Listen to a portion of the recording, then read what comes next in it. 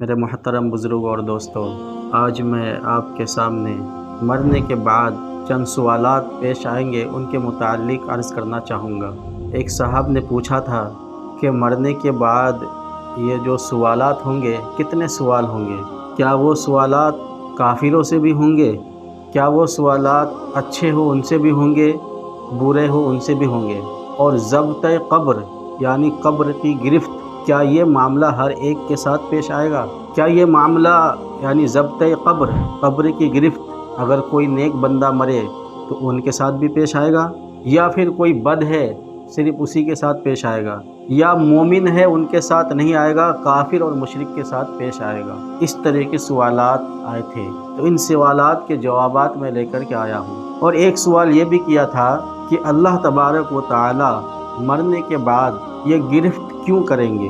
اس طرح کے سوالات کیوں پیش آئیں گے اور کیوں پوچھا جائے گا؟ تو یہ جو سب سے پہلا یہ سوال جو کیوں پوچھا جائے گا، کیوں گرفت ہوگی، ضبط قبر کیوں ہوگا، اس سوال کا حل میں پہلے آپ کو بتانے جا رہا ہوں۔ اس کو ایسے سمجھو کہ دنیا میں ہم کسی ہوٹل میں جاتے ہیں، بڑے سے بڑے ہوٹل میں جاتے ہیں، ہوٹل میں جانے کے بعد ہم جو کچھ بھی وہاں مانگتے ہیں ہمیں مل جاتا ہے۔ چائے مانگتے ہیں چائے مل جاتی ہے، کافی مانگتے ہیں کافی مل جاتی ہے، کباب مانگتے ہیں بریانی مانگتے ہیں، جو کچھ بھی مانگتے ہیں ہمیں مل جاتی ہے۔ جتنا وقت ہم وہاں رکنا چاہیں ہم رکتے ہیں، کوئی نہیں پوچھتا، کوئی کچھ نہیں کہتا ہے۔ لیکن جب ہم اس ہوٹل سے واپس ہوتے ہیں تو اس وقت ہمارے سے پوچھ ہوتی ہے، ہمارے سے سوال ہوتا ہے کہ کتنا تمہارا بل ہوا، اور وہ بل ہمیں کیا ہو جاتا ہے؟ بھرنا پڑتا ہے۔ اگر اس وقت ہم بل نہ بھرے آتے وقت تو وہ اپنے حساب سے ہمیں گرفت کرتے ہیں، کوئی سزا دینا چاہے سزا دیتے ہیں، یا کچھ اور کام کرانا چاہتے ہیں تو اپنے بل کے حساب سے وہ ہماری پکڑ کر لیتے ہیں۔ تو سوچنے کی بات یہ ہے کہ جب ہم معمولی سے ہوٹل میں جاتے ہیں تو وہاں جتنا وقت رہتے ہیں سارا وقت رہنے کا، کھانے پینے کا وہ ہمارے سے اجرت لیتا ہے۔ تو اتنی بڑی دنیا اللہ تبارک و تعالی نے ہم انسانوں کو دی ہے، اتنا بڑا سورج اس سے ہم فائدہ اٹھاتے ہیں، اللہ کی زمین اس سے ہم فائدہ اٹھاتے ہیں، اللہ تعالیٰ آسمان سے بارش برساتا ہے اس کے ذریعے ہم فائدہ اٹھاتے ہیں۔ تو کیا جب ہم اس دنیا سے جائیں گے تو اللہ تبارک و تعالیٰ ہمارے سے نہیں پوچھے گا؟ اللہ تبارک و تعالیٰ ہمارے سے اس کی اجرت نہیں لے گا؟ سوچنے والی بات ہے، لے گا۔ اور یہ دنیا اللہ تبارک و تعالیٰ نے ہم انسانوں کو جو دی ہے یہ تیاری کے واسطے دی ہے کہ تم دنیا میں جا کر کے جو تمہارے دنیا سے آنے کے بعد جو امتحان ہوں گے اس امتحان کی تمہاری تیاری ہے۔ جس طریقے سے ایک بچہ اسکول میں پڑھتا ہے تو جب اس کا امتحان قریب ہوتا ہے تو وہ امتحان کی پوری تیاری میں لگ جاتا ہے، کم کھاتا ہے، کم سوتا ہے، کم پیتا ہے، دوستوں کے ساتھ بھی اس کا اٹھنا بیٹھنا کم ہو جاتا ہے، اپنے یہاں تک کہ اپنے دوستوں کے برتھ ڈے میں بھی نہیں جاتا، کسی شادی فنکشن ہال میں بھی نہیں جاتا۔ اس کو رات دن یہی فکر لگی رہتی ہے کہ ہم جتنی یہاں تیاری کریں گے ایگزام ہم اتنے اچھے دے پائیں گے، اگر ہم ایگزام میں پاس ہو گئے تو آگے کی زندگی ہماری اچھی ہو جائے گی۔ میرے دوستو ٹھیک اسی طریقے سے یہ دنیا ہے، یہ دنیا اللہ تعالیٰ نے ہماری تیاری کے واسطے دی ہے کہ ان تمام نعمتوں کو تم حاصل کرو، اور حاصل صرف اس وجہ سے کرو کہ تمہیں آگے چل کر کے امتحان دینے پڑیں گے، اور وہ امتحان ہے انسان کے مرنے کے بعد۔ مرنے کے بعد کیا امتحان ہوگا؟ اللہ کے فرشتے آئیں گے اور سوالات کریں گے، اور وہ سوالات ہوں گے، وہاں پہلا امتحان ہوگا کہ اللہ کے فرشتے سوال کریں گے من ربک، تمہارا رب کون ہے؟ اب اس سوال کا جواب وہی شخص دے سکتا ہے جو دنیا میں رب کو رب مان کر کے چلا ہو۔ ویسے تو بڑا آسان ہے کہ من ربک، تمہارا رب کون ہے، تو ہم جواب دے دیں گے، ہمیں ایسا لگ رہا ہے کہ ہم کہہ دیں گے ہمارا رب اللہ ہے۔ نہیں، اتنا آسان نہیں ہے۔ اس سوال کا جواب تو وہی دے گا قبر کے اندر جس نے دنیا میں رب کو رب مانا ہو، وہ یہ سمجھا ہو کہ یہ فیکٹری ہمیں نہیں چلا رہی ہے، یہ کاروبار ہمارا پیٹ نہیں پال رہا ہے، یہ ذریعہ معاش ہے، ہمارا دھندا ہمارا پیٹ نہیں پال رہا ہے، ہمارا رازق اور خالق اور مالک اللہ ہے، اللہ ہمیں چلا رہا ہے۔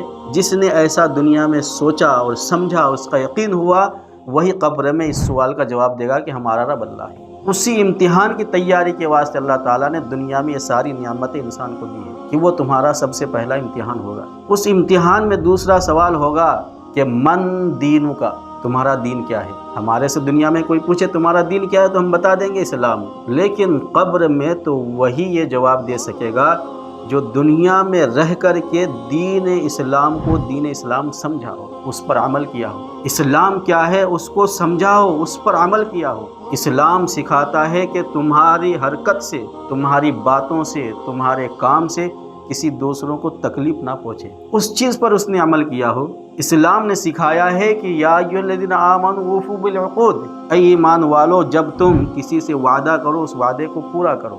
دنیا میں رہ کر کے اس نے وعدے کو پورا کیا ہو، دنیا میں رہ کر کے اس کی زبان سے غیبت نہ نکلی ہو، اس کی زبان سے دوسرے مسلمان، دوسرے لوگ محفوظ ہو، اس کے حرکت سے دوسرے لوگ محفوظ ہو، اس کے پڑوسی اس سے خوش ہو، اپنے ماں باپ کے حق ادا کیے ہو۔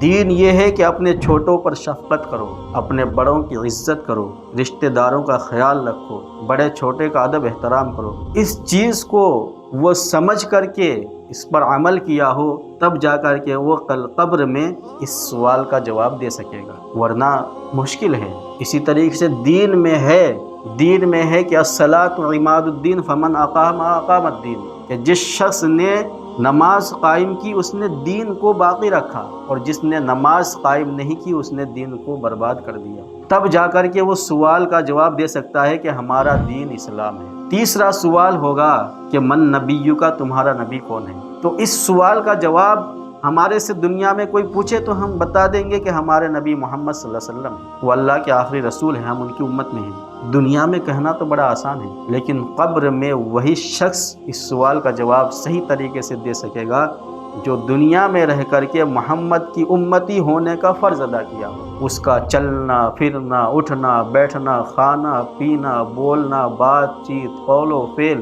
سارے نبی کے طریقے پر ہو، تب جا کر کے وہ کہہ سکتا ہے کہ یہ ہمارے نبی ہیں۔ ہمارے نبی نے کھانے سے پہلے کیا طریقہ بتایا اس طریقے کو اپنایا ہو، ہمارے نبی نے کھانے کے درمیان کیا طریقہ بتایا اس کو بھی اپنایا ہو، ہمارے نبی نے کھانے کے بعد کیا طریقہ استعمال کیا اس کو بھی اپنایا ہو، سونے سے پہلے ہمارے نبی نے کیا طریقہ اپنایا اس کو بھی اپنایا ہو، ہمارے نبی نے چھوٹوں سے کوئی غلطی ہو جاتی تو کیسا معاملہ کیا اس کو بھی اپنا ہوا ہو، ہمارے نبی بڑوں کی کیسے عزت کرتے تھے اس کو بھی اپنایا ہو، ہمارے نبی نے ماں باپ کے بارے میں کیا فرمایا اس پر بھی عمل کیا ہو، ہمارے نبی نے فرمایا قرۃ عینی فی الصلاۃ، میری آنکھوں کی ٹھنڈک نماز میں ہے، اور اگر کوئی شخص نماز پڑھتا ہے تو میری آنکھوں کو ٹھنڈک پہنچاتا ہے، وہی شخص اس سوال کا جواب دے سکے گا، ورنہ بڑا مشکل ہے۔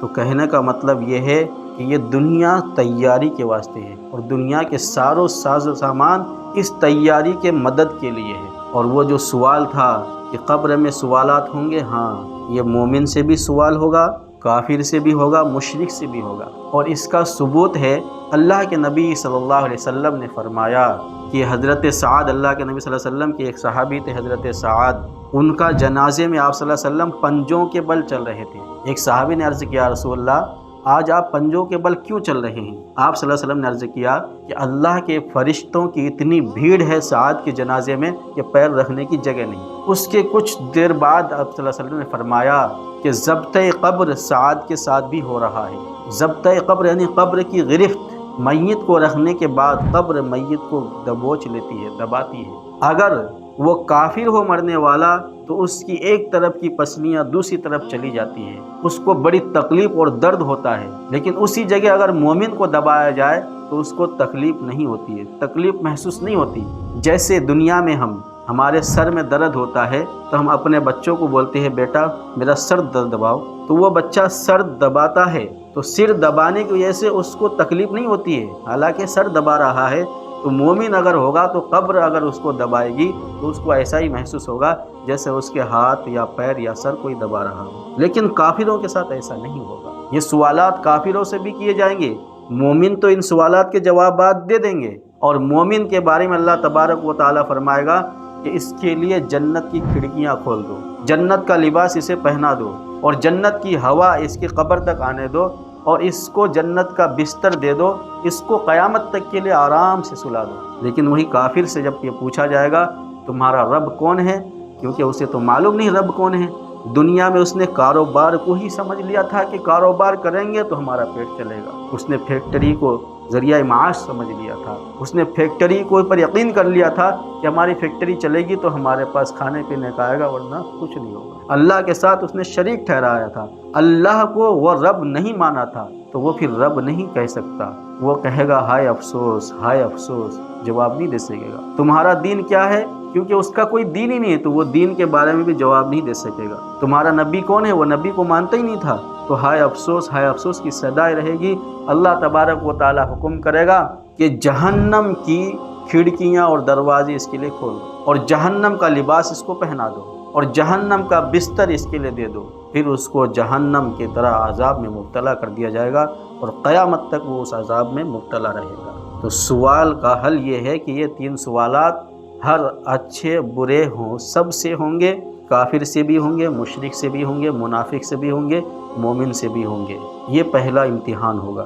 اس امتحان میں، ٹیسٹ امتحان میں اگر مومن پاس ہو جاتا ہے تو قیامت تک کے لیے اس کو آرام مل جائے گا۔ پھر جب قیامت آئے گی، میدان محشر ہوگا، حشر کا میدان ہوگا، تو اس وقت پھر مومنوں سے سوالات ہوں گے، وہ سب سے بڑا امتحان ہوگا۔ اس امتحان میں جو پاس ہو جائے گا اس کے لیے جنت، اور وہ ہمیشہ کے لیے کامیاب ہو گیا، اس کو گورنمنٹ کی طرف سے نوکری مل گئی، اب اس کو کوئی پرواہ نہیں۔ 5 سوالات کیے جائیں گے وہاں، تم نے زندگی کیسی گزاری، اپنی جوانی کہاں گزاری، مال کہاں سے کمایا، اس مال کو کہاں خرچ کیا، اور جو علم تم نے سیکھا اس پر کتنا عمل کیا۔ بڑا مشکل سوالات ہوں گے یہ۔ جب تک ان 5 سوالات کے جوابات کوئی نہیں دے گا اس وقت تک اس کا قدم آگے نہیں بڑھے گا، وہ اسی جگہ کھڑا رہے گا۔ یہ حدیث شریف میں ہے۔ اس کی زندگی کے بارے میں پوچھا جائے گا، تمہاری زندگی جو نعمت تھی اللہ تعالیٰ نے دی تھی، ایک ایک سانس اللہ تبارک و تعالیٰ کی طرف سے بہت بڑی نعمت تھی، اس کو کہاں خرچ کیا؟ جائز طریقے پر خرچ کیا، ناجائز طریقے پر؟ تم کو جو جوانی دی تھی، جوانی میں نے طاقت دی تھی، تو اپنی جوانی کی طاقت میں گھمنڈ میں آ کر کے کچھ بھی کر سکتا تھا، اس جوانی کو، اتنی بڑی طاقت اور نعمت کو تم نے کس کام میں لگایا؟ اسی طرح پوچھا جائے گا جو تم نے مال کمایا ہے وہ حلال طریقے سے کمایا، حرام طریقے سے؟ مال کمانے کا تمہارا حلال کا حساب دینا بڑا مشکل ہو جائے گا۔ اس مال کو کہاں خرچ کیا؟ وہ تمہارے پاس جو مال آ رہا تھا حرام آ رہا تھا، اور اس مال کو تم نے خرچ کہاں کیا؟ برتھ ڈے پارٹی میں خرچ کیا، فنکشن ہال میں، ناچ گانے میں، ڈرامے میں، سینما میں جا کر کے مال خرچ کیا، غلط طریقوں سے تم نے مال کو خرچ کیا۔ یہ سب سوالات ہوں گے، بڑا مشکل ہوگا۔ میرے دوستو، یہ امتحان، یہ دنیا ایک طرح سے تیاری کے واسطے اللہ تعالیٰ نے بنائی ہے۔ جو اس دنیا میں آ کر کے آخرت کے امتحان کے واسطے تیاری کرے گا وہی شخص قبر میں بھی کامیاب ہوگا اور کل قیامت کے دن بھی کامیاب ہوگا، اور اسی شخص کے لیے ہے جنات تجری من تحت الانہار خالدین فیہا ابدا، کہ اس کو ایسی جنت ملے گی جس کے نیچے نہریں جاری ہوں گی اور وہ اس میں ہمیشہ رہے گا۔